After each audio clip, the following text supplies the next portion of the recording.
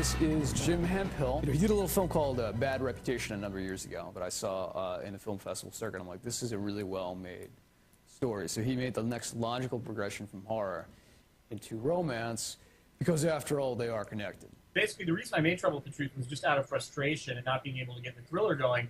So I said, okay, I'm going to write something that doesn't have any action, doesn't have any special effects, doesn't have anything that's going to cost any money, really, except, something where basically all you need is a couple of good actors. You went from this small film, this small horror film, into, like, now A-level actors with your current film. How exactly did you get to them?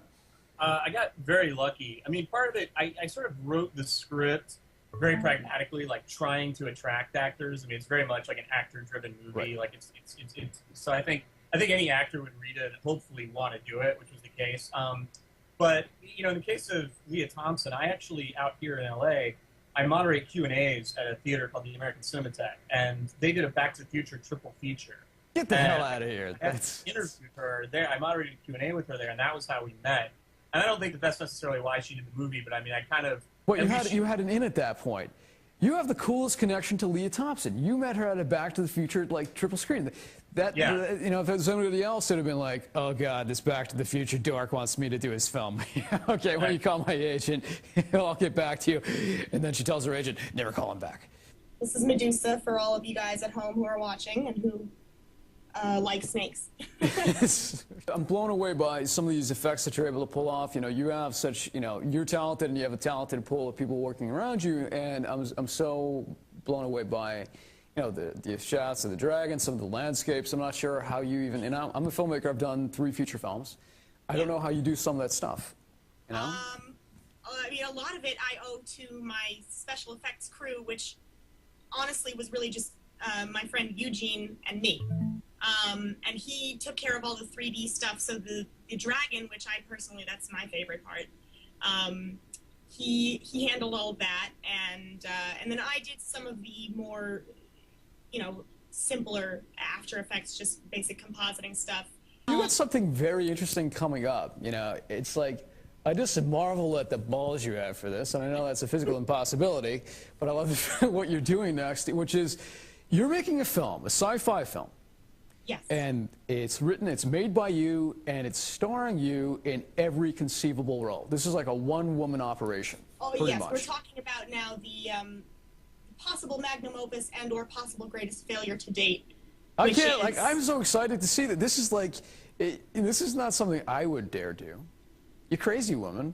That's amazing. I can't wait to see what you do. I am well aware that I am either masochistic or psychotic or both. When I was looking through your filmography, I noticed a little something on your record called Jersey Shore Massacre. So what was it like being on the set of that film? It was great. How many meatheads attempted to pick you up on that film set? Hey, you're a woman, I'm a guy. Why don't we hook up? Surprisingly very few. I was behind the scenes, and I was mostly doing honestly, so that cute girl is all the way down there, but I'd have to walk all over to her, to walk all the way down there to pick her up. That's kind of what it was like. How cheesy do you try to make the film versus not make the film? Because you're dealing with a genre that's that's sort of lambasting in cheese, right? So do you try to make some of it intentionally funny, or do you want to play it all completely straight? Now, what was your approach as you were making this, as you were writing? Well, I try to put a little wry humor in there, but I don't really have to go out of my way to add a little cheese. It kind of just comes out naturally. My approach for creating scares was I took a cue from Stephen King, and he said once that if you can disturb the reader, do that. If you can't do that, then shock them. And if you can't do that, then gross them out.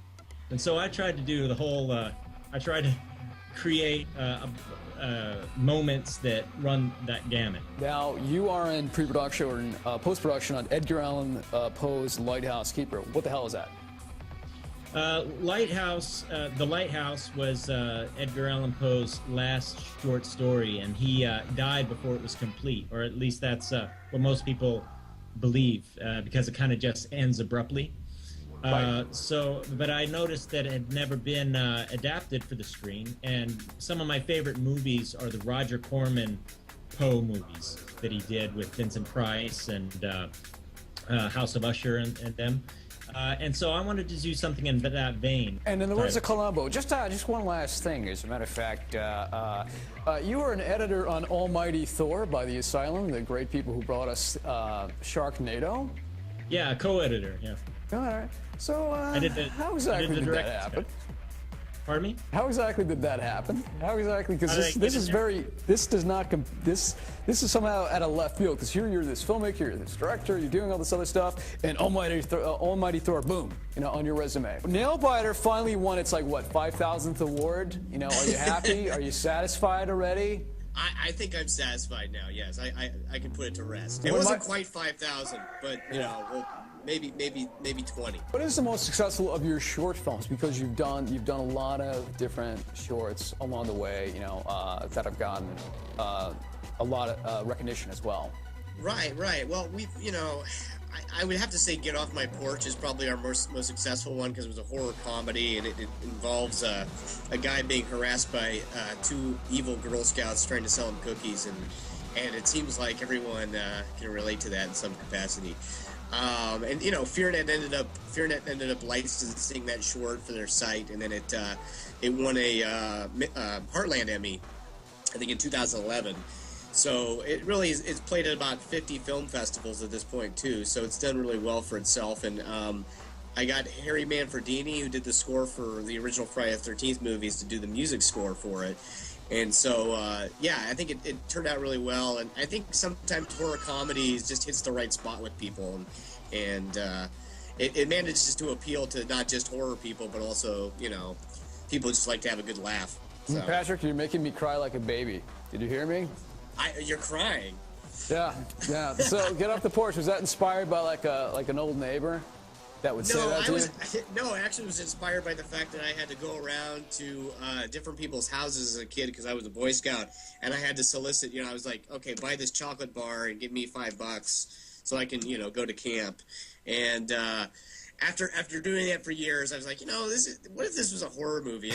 And we just took it from there. So, I'm playing the waiting game with some of the financing and such, so the typical independent filmmaker yeah, that's what I kind of mean. thing. Orson Welles was saying that this is less than 10% show and 90% business, where you're just spending all that time trying to get the damn money to make it, and then you're spending 10% of your time actually making the damn film. Well, right, and that's kind of why I make a lot of short films in between feature film projects, is because for one, I don't want to go crazy and not make anything, and then number two, I just like to be able to go out and shoot something in a three-day period and get it out there to the world, and keep building some interest on the projects we're working on. You were like Kansas's biggest celebrity since Dorothy from The Wizard of Oz. Oh, so, now come on now.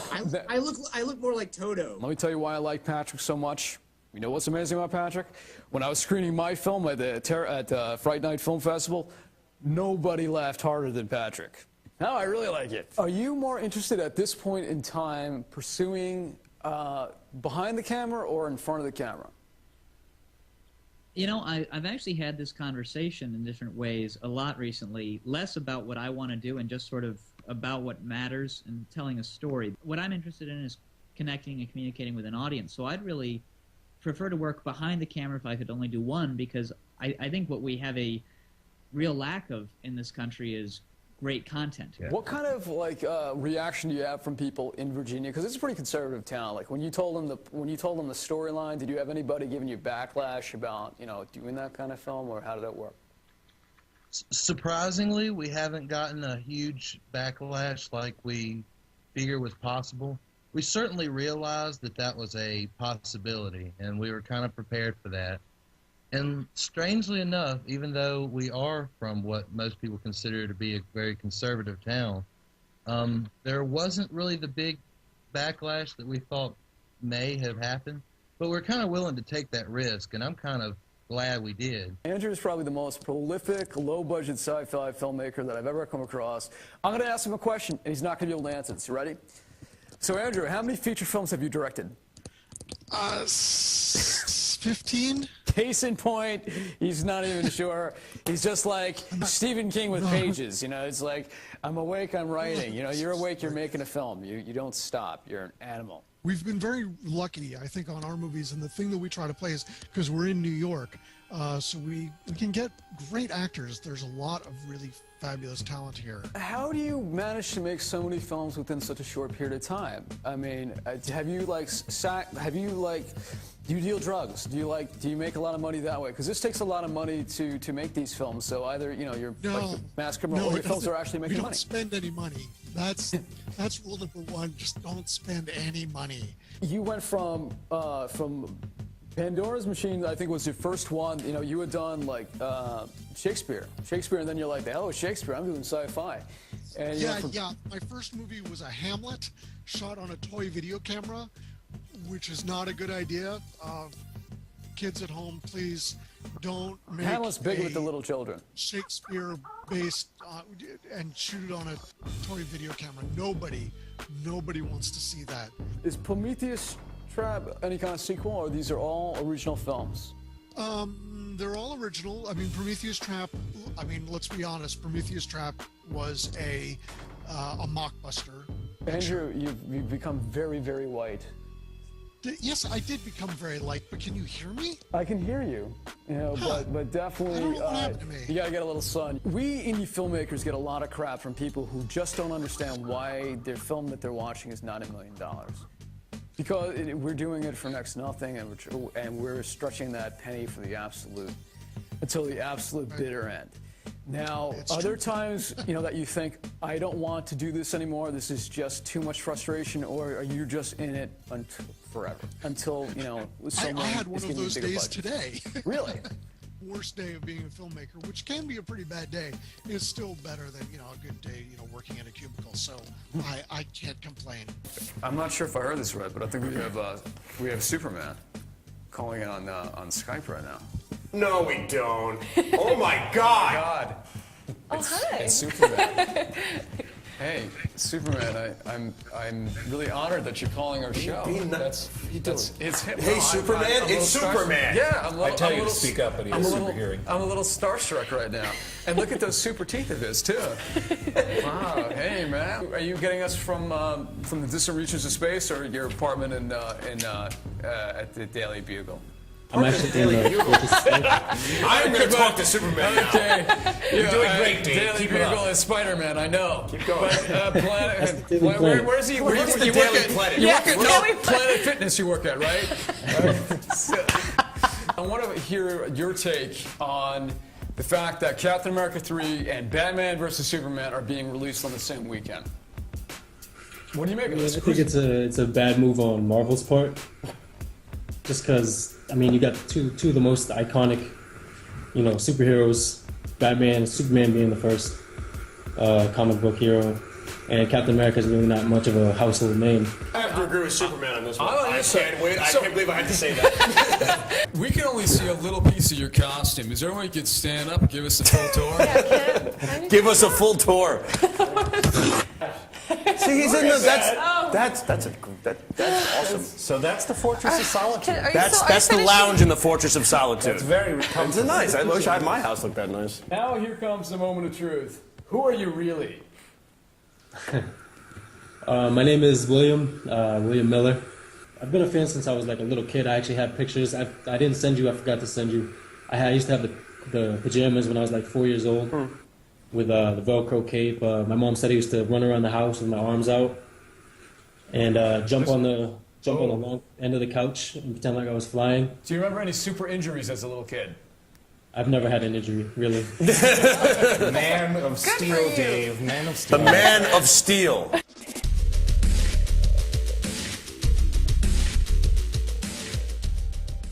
The world of advertising has changed. Radio, TV, and newspaper revenues have declined drastically. Why? Because businesses have realized that advertising return on investment isn't what it used to be. So what can we do about it? Well, that's easy. Advertise online. Own a local restaurant, real estate agency, or even a national retail chain? Whatever your business, InRavio can get your message out there. And we can do it at a fraction of the cost. Call today and see the difference for yourself. This isn't TV. This isn't radio. This is InRavio.com.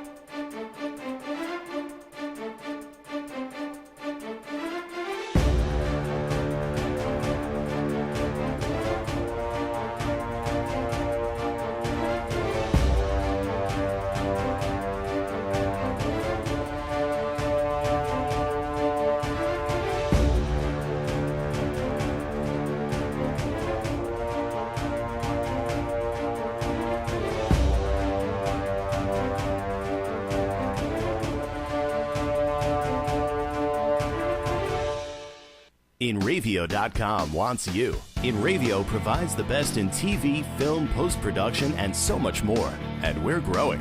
Right now, we're looking for a team of pros that can join us. So what are you waiting for?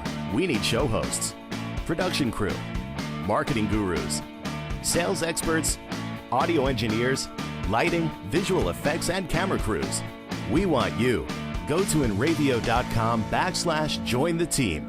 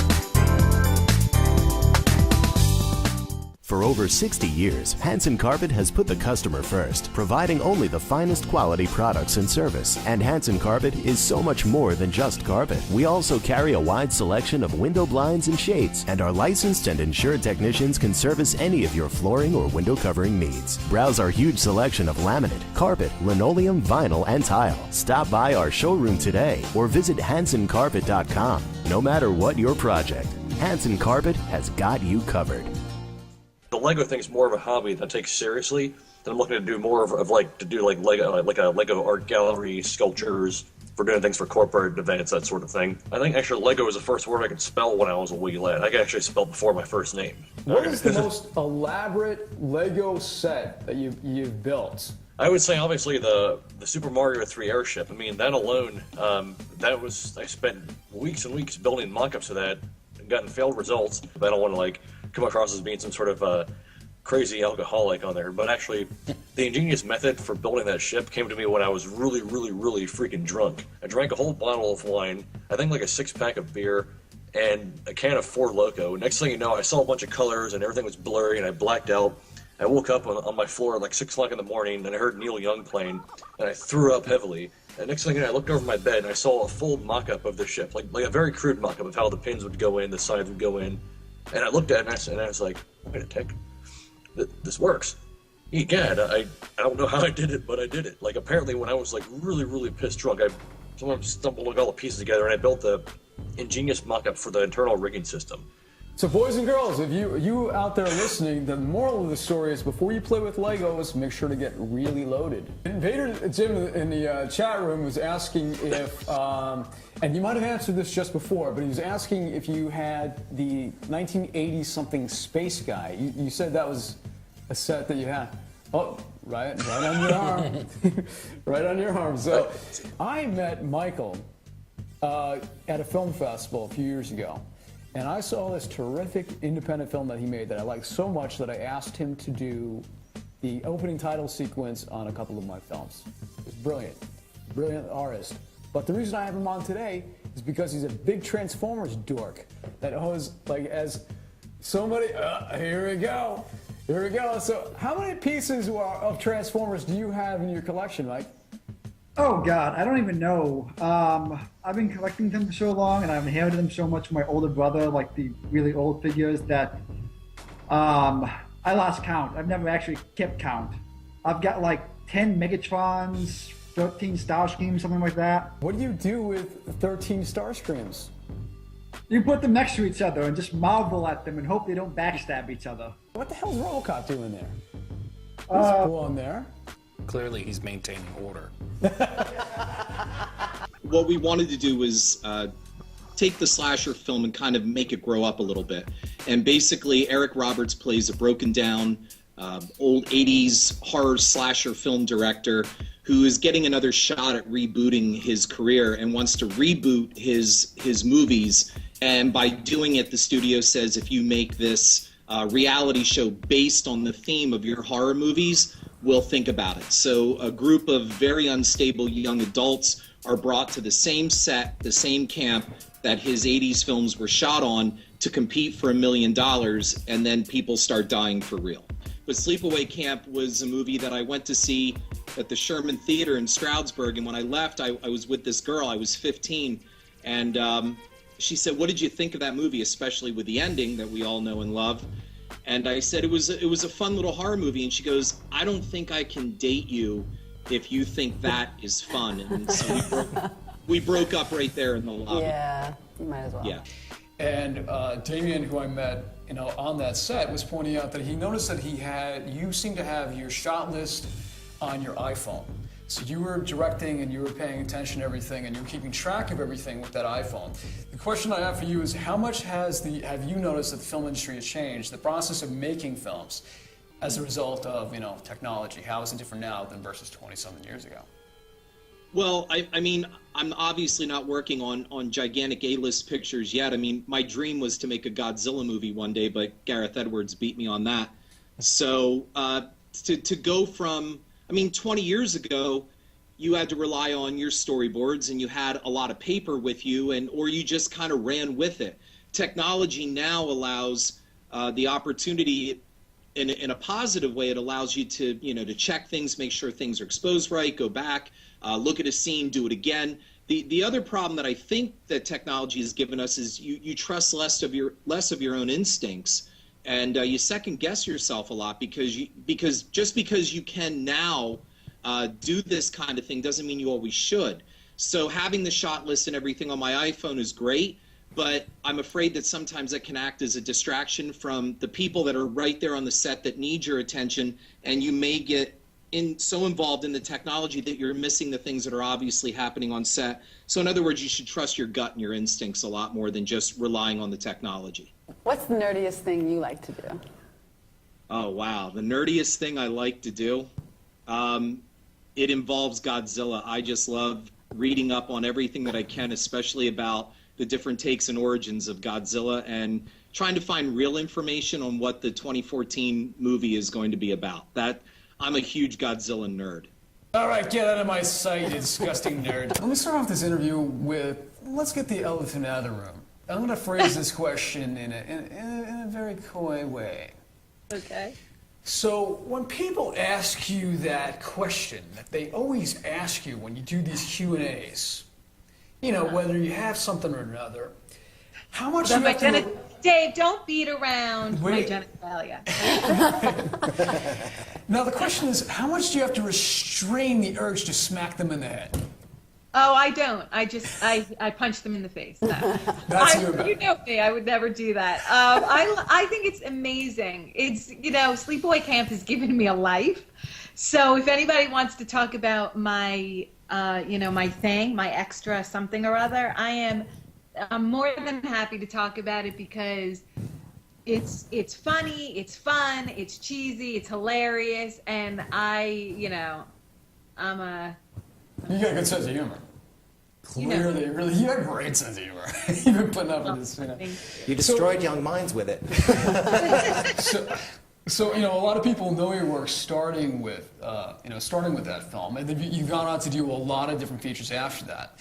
So, my question is, what is your most bizarre experience that you've had with a fan? Or one of the most bizarre experiences? Because I'm sure, there's a lot of people that come up to you and just do, strange things. What comes to mind? I guess the strangest would be someone who was a musician in a band, and he put the face I made in the last shot in Sleepaway Camp on his CD, and then he put it on his guitar, and then he was on Jackass, and he put it on a T-shirt. Oh my God. What a freak. I think we know who we're talking about. Darren Miller of CKY, my husband. That's pretty freakish, I have to say. You have to be a hardcore fan to do that, right? Yeah, but what's interesting is usually those stories of fandom don't end in such a wonderful way. Right. You know, so you have the very unique experience of having a die-hard hardcore fan that happens to be like an amazingly good guy and an amazing talent, and like such a terrific person. You lucked out. You lucked out. So I'm so lucky. Your biggest fan.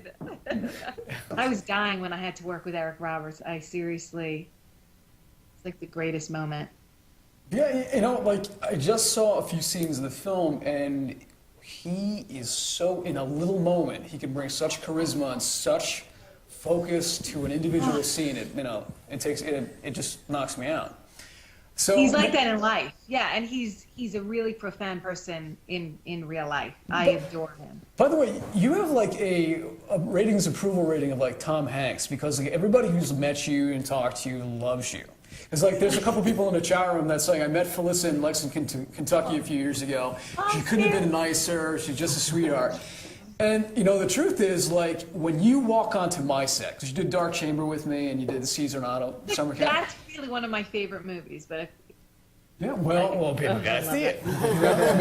And that's a role that I wrote specifically for you, you know, because I see, you know, so often you get cast as these, like, really deranged people. And there's this warmth to you, and there's this charisma to you that I wanted to showcase, because I hadn't seen it. You know, even when you just listen to like your commentaries, like on the Sleepaway Camp DVD, you know, you're such a personality. You know, and I mean, in the best way possible. Thank you. And so you have a Sleepaway Camp Blu-ray coming out, to my understanding. Yes, May 27th. Shout Factory and their horror division, Scream, is releasing The Beast after 32 years. It will be on Blu-ray. It's been such a huge part of the fabric in who I am. You know, just that I did it as a kid, and then I have a career because of it, and I have a husband because of it. It's like, it's a pretty monumental, you know, part of me. I don't know if I'm getting roped into a trick right here, because there's the chat room. Somebody in the chat room asks, ask Felissa about Saul's balls, Dave. I don't know if that's the name of a movie. I don't know if that's Saul's balls. All right. I don't know if you guys are going to be okay with it. I don't know what that is. So is that a line from a movie that you were in? Well, the best cast and crew, Nicole Sinaglia and Angelique Joy, they were my besties on the film, and we had one weekend off. We just hung out. Like, they're much younger, they're in their 20s, early 20s, and I'm like the old mama, but I just adore those two. They're like my sisters. I'll say my sisters. And we hung out, and all people in Pennsylvania say Saul, and so if you say S-A-W, isn't it Saw? They say Saul. So I'm like, what if you saw a guy named Saul? Would it be I saw Saul? And then one of them said, what if you saw his balls? Would it be I saw Saul's balls? See, we laughed about that, like literally on my hotel room floor for like 24 hours. You know, I'm sitting next to somebody, and I got the feeling he is itching to ask you a question. He's somebody that runs a horror website. And I'm sure there's at least one question on his mind that, Hey, Felissa. I run a website that's it's a Facebook page and my own personal blog that's all for gay men who love horror. And so many of them have sent pictures, have posted pictures of them with you. Did you? I mean, you basically, like, in a weird way, you're a gay icon. Did you ever expect that? I mean, did you understand when you were young and you were filming the movie that there were these subject matters in it, or did they kind of mask you, like, hide you from what was really underlying in the movie? I'm sorry. What is your name? Dan. Dan, it's nice to meet you. First of all, I would love to see your site. You know, it's funny because I was raised in a family where my uncle started Stonewall. He was part of that in Greenwich Village. Yeah. My father opened one of the first gay resorts called Motel on the Mountain in Suffern, New York. I was 7, and it was covered by all the news. And so I was very much I was very well aware of you know, the gay community, and my family was very much open, and I'm very fortunate. They're really cool. So I did understand it.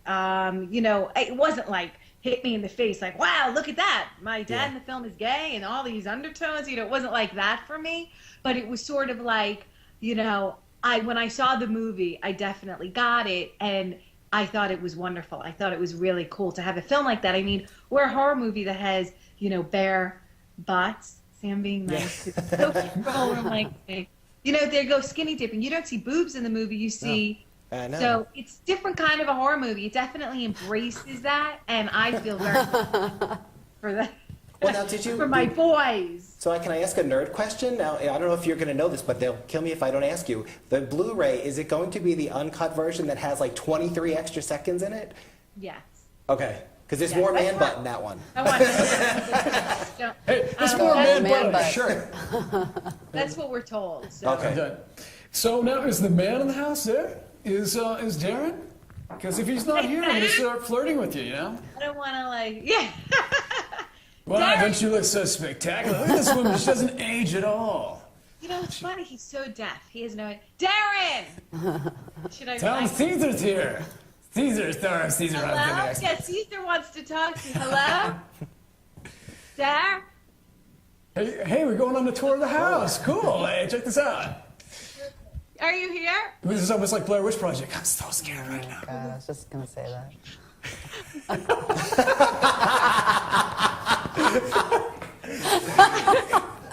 So, Jonathan, the question I have for you, which is very spontaneous and not scripted at all. Yes, is what is the premise of the Brothers Karamazov? I know. Yes. No, actually, the question I have for you is, what is your process of taking on a character, and how do you construct it? How do you go about taking on a character? Like, say, Perfect House. Well, I would say that, you know, I think, Dave, you more than anyone knows what I went through, which was I went as a trained method actor at NYU for, and then I acted for a bunch of years, and then I quit the business for 20 because I've been a musician for a long time. And so when I got the role in The Perfect House, which was the role of John Dozy, which was, you know, really complex and multi-layered, I went to my roots, and I went and I looked up some old Uta Hagen acting exercises because I had actually done an after-school special with her back in 1987. Uta Hagen acted? I only knew her as that teacher, you know? No, she was in The Boys from Brazil, which was one of my favorite movies ever, and she played a Nazi guard, and ironically enough, in the movie in the after-school special that I was in with her, she won a daytime Emmy for playing a Nazi survivor. I have a question from the chat room because we're live interactive, as you know. From Timmy Packer, he asks, if Hiltsack does the next sleepaway camp like he wants to, is Jonathan going to be in it? I don't know if you know the answer to that, but do you? I would say it's less likely. Robert and I have a complicated relationship. Well, you shouldn't have slept with him that weekend. Oh! No, I'm we kidding. were really, you know, it's funny. We were really, really close during the first filming, and then when we did return, we were close again to the point of, you know, literally, you know, hanging out together. I remember him walking off set on a night shoot.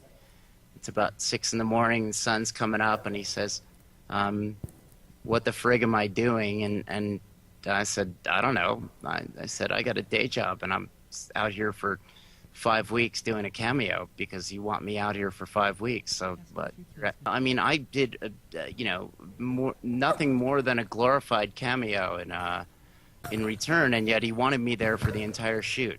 Hey, Jonathan, I got a question for you. Do you play guitar? Of course I do. Because there are 1, 2, 3, 4, 5 guitars in the shot. Check that out. These are all custom made. This one I especially love. Ooh, this is awesome.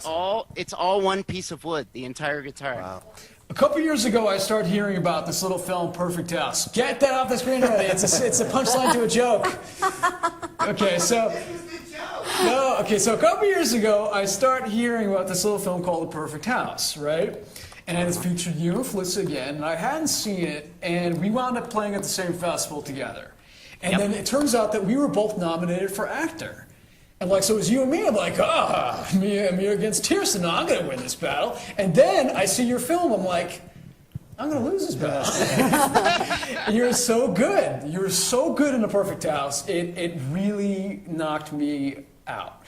And so, but my only consolation prize was that we had a flex off at the same festival. Yeah, you won that. Picture? Totally picture? No, that's not the picture.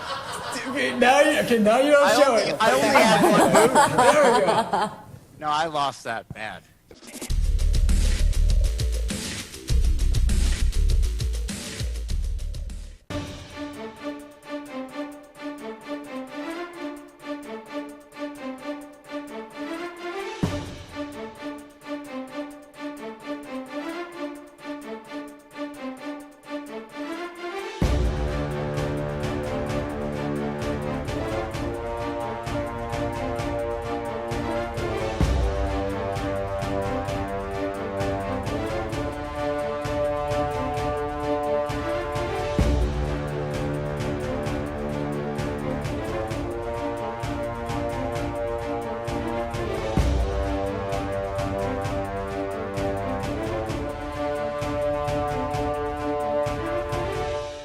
Transmission of lice occurs from being in the wrong place at the wrong time. Like catching a cold or a flu. You have guaranteed peace of mind in every bottle of Got Lice because all of our products are completely natural. And organic. But strong enough to cover all your lice removal needs while being safe and effective.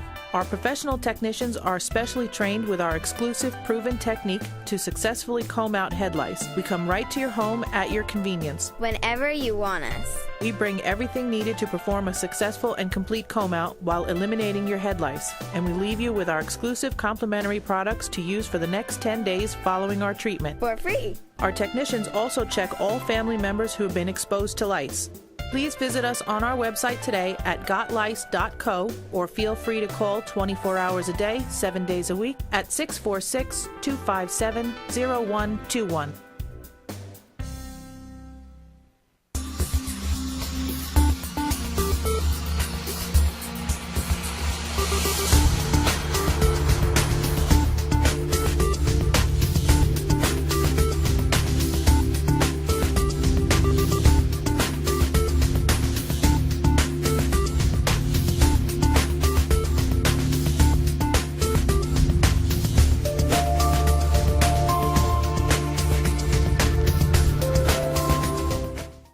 The world of advertising has changed. Radio, TV, and newspaper revenues have declined drastically. Why? Because businesses have realized that advertising return on investment isn't what it used to be. So what can we do about it? Well, that's easy. Advertise online. Own a local restaurant, real estate agency, or even a national retail chain? Whatever your business, InRavio can get your message out there. And we can do it at a fraction of the cost. Call today and see the difference for yourself. This isn't TV. This isn't radio. This is InRavio.com. We have Captain America on Skype. You're the guy who the comic book was based on. Yep. How accurate to your life was the comic book? Well, I mean, it really is all marketed. There's a lot of stuff that I did I can't talk about. Some of the stuff I had to sign release forms for them, and I mean, being born in 1922 and living through 1945 and getting frozen and all that kind of stuff, and there were a couple missions that I went on. There were a couple missions that I went on that I still can't talk about, but the ones that we talked about with Red Skull, that's all pretty based on fact. Somebody in the chat room was like, he's just not believing that you're Captain America. I gotta put them in their place. Listen. I've never believed somebody's Captain America more in my life right now. Look, he's got the shield. Where else is he going to pick up that shield? Borders. Now we're going to go into the portion of the interview where we reveal your actual identity. What's Captain America? So you're not actually Captain America. You were introduced to me by Superman. Look at it. There's Steve. No, you're Steve Rogers. You look like you stole that from the set. Hey, Captain America, somebody in the chat. You guys can see the. Yeah, we gotta see the full thing here. Yeah, there you guys go. Woohoo! Can't believe you made that, man. Yeah, it's pretty fun. I actually am a performer, and I get to sing and travel around the country for the USO, for the military and the troops. And I mean, we have a group in Seoul, South Korea right now. We have people in Guam right now. So we were just on Jimmy Fallon the other night. Really? Yeah, it's a lot of fun. And it's great just to like go and do something that really gives back to the troops and their families. So it's a lot of fun. There's a great thing that American Airlines does every year, and it's called Snowball Express. And it's for I know what Snowball Express is. Yeah.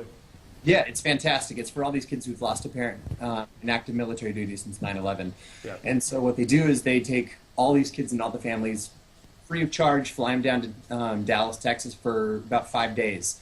From all over the world. And so, it's great. I mean, we would perform and sing, do our USO stuff, and then on my breaks, basically, anytime we were performing, I would go and I'd put cap on and, like, walk around all the, like, rooms for all the kids and, like, high five and take pictures and all that kind of stuff. So it's cool. Yeah, with us right now is the creator, screenwriter of Liar, Liar, and somebody perhaps known for his best work in Cesar Arnauto's Deadly Xmas. That's right. Paul Gay is with us today. Hi, guys. Hey, welcome. Paul. So, hi, Paul. Hello. I can't see you guys, so I don't know if that's Peppercorn or Joe. We are all mooning you right now, so it's the best thing that you can't see us right now. It's your best feature. That was one of the most intimidating half hours I've ever heard. You guys actually know what you're talking about. Well, that's the idea, my friend. We're actually reading it all off the internet. I love it. Friend? We're actually reading it all off the internet. I love it. So now, you are obviously a writer, you're an actor, you're a founding member of the comedy troupe Moose. You've written, obviously, you're best known for writing the initial drafts of Liar, Liar. So, I'm really curious how you came up with that concept. How did that come to you? I walk around with a stupid pad in my pocket all the time, and I actually have a pen to go with it. And whenever I get an idea, I jot it down. So that was one of many ideas I'd written down. And my partner and I would go over our ideas from time to time. And that one seemed kind of interesting to us. And so we pitched it to 9 different companies back in 1990, and every one of them turned it down. We figured that there was no interest in the concept, so we retired it for 4 years, and then we were at Imagine, which is Brian Grazer and Ron Howard's company. Yep. We were in there for a general meeting, and the executive, David Friendly, told us that Brian Grazer had an idea for a film about a liar. So we kind of jumped in and said, let us tell you our idea. So we pitched the idea to David Friendly, and he said, that's really interesting. Brian's not in the office now, but when he gets back, I'll pitch it to him. We figured, that's really going to happen. So we go out to get our parking validated at Imagine, and we see this force of nature go by at 200 miles an hour with a bad haircut, and it's Brian Grazer. And through the glass doors, we see him talking to David Friendly. And Brian opens the door and says, do you guys have a minute? And we figure, what the hell? It's the president of Imagine. We already got our parking validated. Sure. So we go into Brian's office, and Brian sits down, and he says, tell me about your movie. And we said, well, it's about a liar. And he pounds the desk twice, says, I love it, I love it. Then he says, what does your liar do? And we said, well, we're thinking that he's a lawyer. He pounds the desk twice, says, I love it, we're going to make this movie.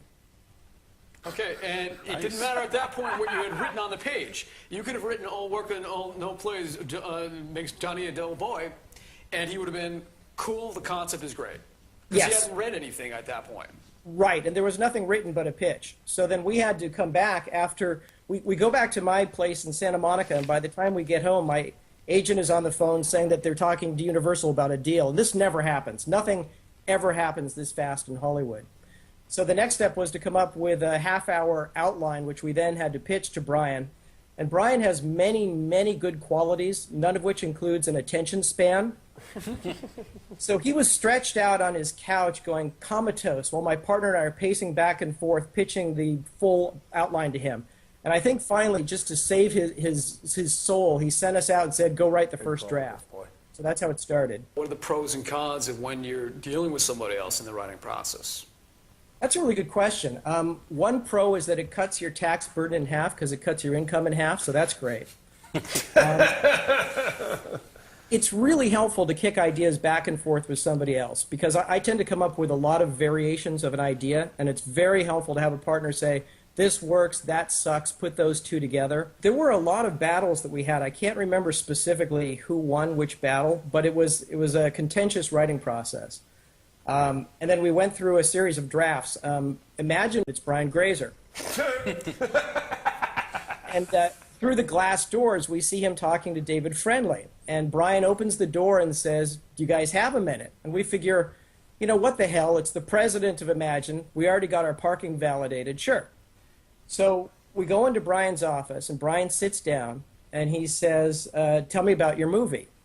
And we said, well, it's about a liar. And he pounds the desk twice, says, I love it, I love it. Then he says, what does your liar do? And we said, well, we're thinking that he's a lawyer. He pounds the desk twice, says, I love it, we're going to make this movie.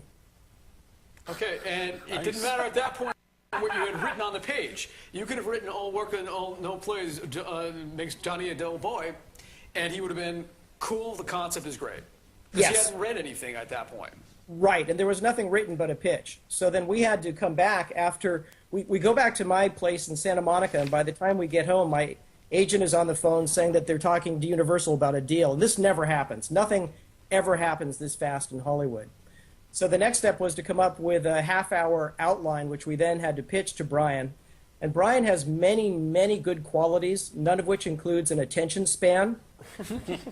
So he was stretched out on his couch going comatose while my partner and I are pacing back and forth, pitching the full outline to him.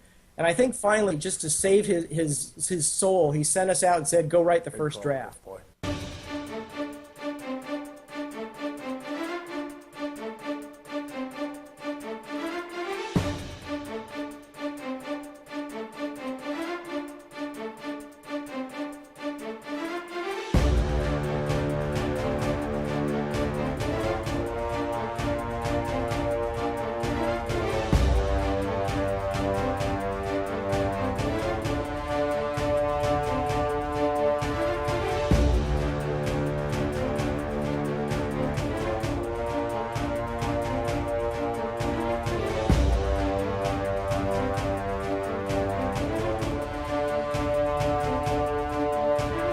Occurs from being in the wrong place at the wrong time. Like catching a cold or a flu. You have guaranteed peace of mind in every bottle of Got Lice because all of our products are completely natural. And organic. But strong enough to cover all your lice removal needs while being safe and effective. Our professional technicians are specially trained with our exclusive proven technique to successfully comb out head lice. We come right to your home at your convenience. Whenever you want us. We bring everything needed to perform a successful and complete comb out while eliminating your head lice. And we leave you with our exclusive complimentary products to use for the next 10 days following our treatment. For free. Our technicians also check all family members who have been exposed to lice. Please visit us on our website today at gotlice.co or feel free to call 24 hours a day, 7 days a week at 646-257-0121.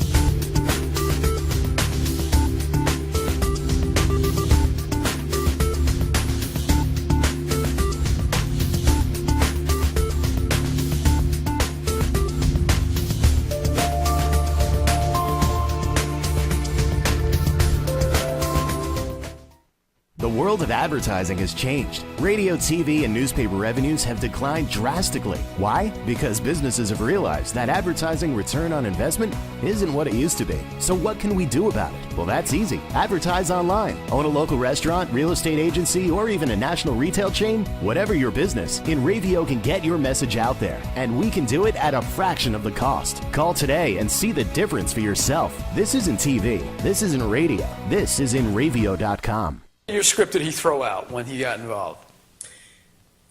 It's a little bit hard to answer. My partner and I wrote 5 drafts of the screenplay, and then when Kerry came on board, we were told that he uses a screenplay kind of as a diving board, a trampoline.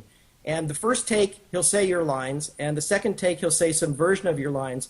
And by take 22, if there's a noun and a verb that you recognize, you're doing pretty well. I believe it.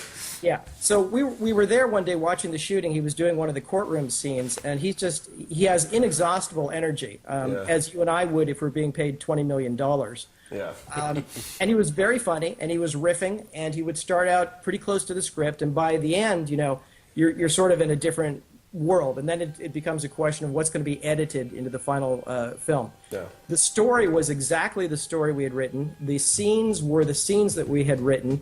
It was all our characters, but a number of the jokes were not ours. You've also done polishes on scripts like Neverending Story, Yeah. and Mouse Hunt. Now, what is the process of being? Because you probably weren't credited. You were probably just part of the idea machine. What is the process like when you do a polish for a film like that? Well, for Mouse Hunt, there was, I think, a flashing green light, but they figured that the script wasn't quite ready to go. So they hired my partner and me for 3 weeks to do a polish, and we kind of made it more believable, kind of narrowed down some of the extravagances that were going on, came up with a bunch of material of our own. And I think when we saw the finished film, I think we had 3 jokes left in that film. As a writer who probably takes a lot of care in his craft, is it sort of scary when you know that a script you've worked on is being handed off to a writer who probably takes a lot of care in his craft? Is it sort of scary when you know that a script you've worked on is being handed off to actors, 2 actors I like a hell of a lot, but are very well known for their improvisational style, namely Jim Carrey and Nathan Lane? Is it sort of scary that by the end of this, you said that most of the script for Liar Liar is intact and stuff. Is it sort of scary? Is it, you don't want to let your baby go to someone that's gonna, or is it exciting to see where this? Or is it exciting to see where someone like a Jim Carrey might take some of the jokes and ideas and run with it? That's how a mature person would see it. However, but I know we're artists. Yeah, you care about what you write, so it matters to you that the things that you've spent months of your life working on kind of make their way to the screen. And an actor, even a brilliant improviser, he's going to see the trees rather than the forest. So he's going to go for what's funny in the moment. And he may not realize that he's going to be knocking down something that you needed set up there to pay off later. Or in a comedy fantasy like Liar Liar, he may inadvertently subvert one of the rules of the film. And, you can't really walk up to him and stop the shoot and say, Jim, would you actually like to read the lines in the script just for one second? In general, as a screenwriter, there are huge pluses because, for me, movies are the greatest art form that's ever been invented. That's the plus side. And the things that have affected me in life have been movies even more than books, which I love almost equally. The minus is you have literally no control over your work. Between the studio, the many producers, the director, the stars, the editor, you're lucky if what you write survives. Well, you've done these huge films, but you also do, theater, like regional theater in Los Angeles, and you do films like Cesar Anato's Deadly Xmas, which you were brilliant in, and the upcoming Cesar Anato's Paranormal Halloween, which you'll be brilliant in, even though we haven't filmed a frame of that yet. Now, I only work with the best. What is the... Clearly. What is... Okay. You're making Dave blush. If only I could see that. And with this backdrop, he'll just disappear. Yes. So now, what draws you to smaller films too? Because obviously, it's night and day between a big Universal film and just a Wild Eye releasing film. What draws you to the little productions like that? I'm honored to be asked to act. I know almost nothing about film acting, so I figure I'm basically learning on your dime, which is great.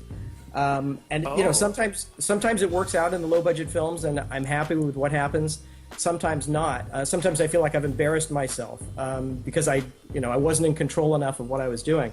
I was really happy with Cesar Anato because I thought I didn't come off as incredibly retarded, which is good. Yeah. You play, for those of you who hadn't seen the film, he plays my snobby screenwriting professor. Where did I come up with that performance?